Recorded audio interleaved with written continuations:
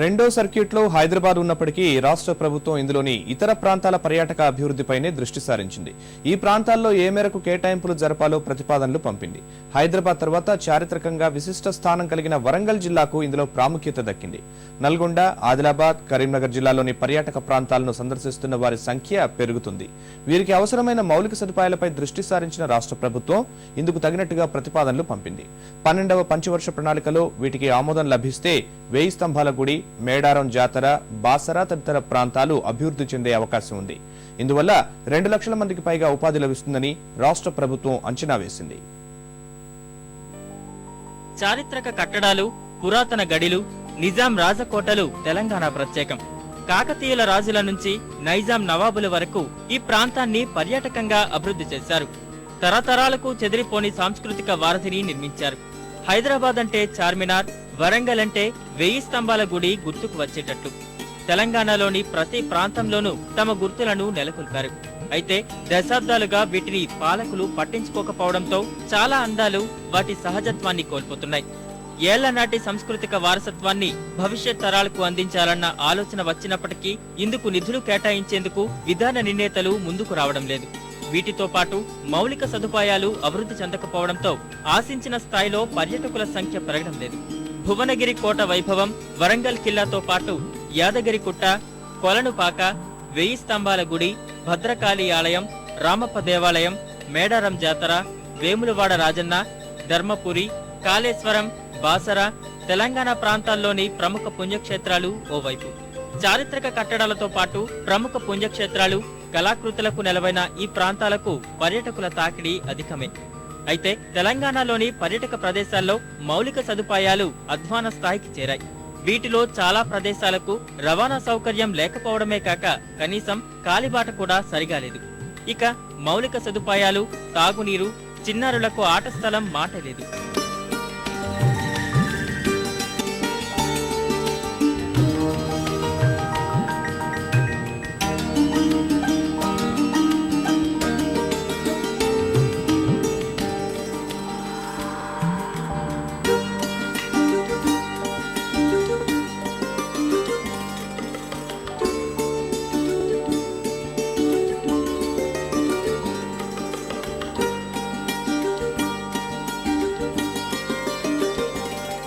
అయితే ఈ ప్రాంతాలలో మౌలిక సదుపాయాలను అభివృద్ధి పరచాలన్న రాష్ట్ర ప్రభుత్వ విజ్ఞప్తికి కేంద్రం సానుకూలంగా స్పందించింది.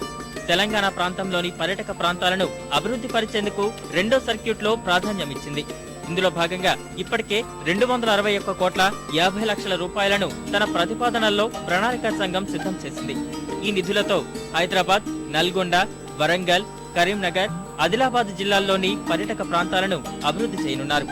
యుద్ధ ప్రాతిపదికన వీటి అభివృద్ధి కార్యక్రమం చేపట్టాలని రాష్ట్ర ప్రభుత్వం నిర్ణయించింది. రెండో సర్క్యూట్లో ఉన్న జిల్లాల్లో వరంగల్ కి పెద్దపీట వేశారు. ఈ జిల్లాలో పర్యాటక ప్రాంతాల అభివృద్ధికి 204 కోట్ల రూపాయలు కేటాయించేందుకు ప్రతిపాదనలు సిద్ధం చేశారు. నల్గొండ జిల్లాలో 34 కోట్ల 60 లక్షలు, ఆదిలాబాద్ లో 12 కోట్ల 95 లక్షలు, కరీంనగర్ జిల్లాలో 9 కోట్ల 95 లక్షల రూపాయలు కేటాయించేందుకు ప్రతిపాదనలు సిద్ధమయ్యాయి.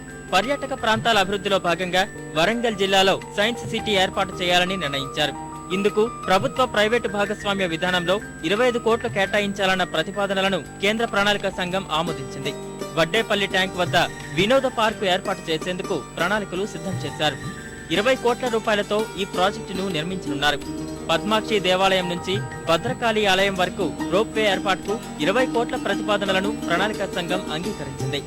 రామప్ప దేవాలయానికి ఉన్న చారిత్రక ప్రాశస్త్యాన్ని దృష్టిలో పెట్టుకుని పర్యాటకులను ఆకర్షించాలని రాష్ట్ర ప్రభుత్వం నిర్ణయించింది.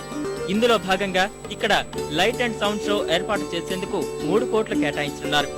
ఏటూరు నాగారం వద్ద తాడ్వాయి అభయారణ్యంలో meditation halls, spa, ayurvedic centres, కాటేజీలతో కూడిన హెల్త్ రిసార్ట్స్ ఏర్పాటుకు 10 కోట్ల రూపాయలు కేటాయిస్తూ ప్రణాళికా సంఘం ప్రతిపాదనలు సిద్ధం చేసింది. 1000 స్తంభాల గుడి, భద్రకాళి ఆలయం, ఇనబోలు మల్లికార్జున స్వామి ఆలయం, వన విజ్ఞాన కేంద్రం, పాకాల చెరువు, పాండవుల గుహలు, రామప్ప దేవాలయం, మేడారం ప్రాంతాల్లో మౌలిక సదుపాయాలను మెరుగుపరచనున్నారు.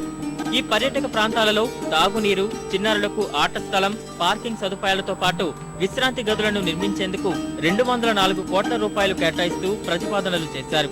రెండేళ్లకోసారి జరిగే అతిపెద్ద గిరిజన జాతర మేడారంలో మౌలిక సదుపాయాలపై ప్రతిసారి వచ్చే విమర్శలకు ప్రభుత్వం ఎట్టకేలకు స్పందించింది.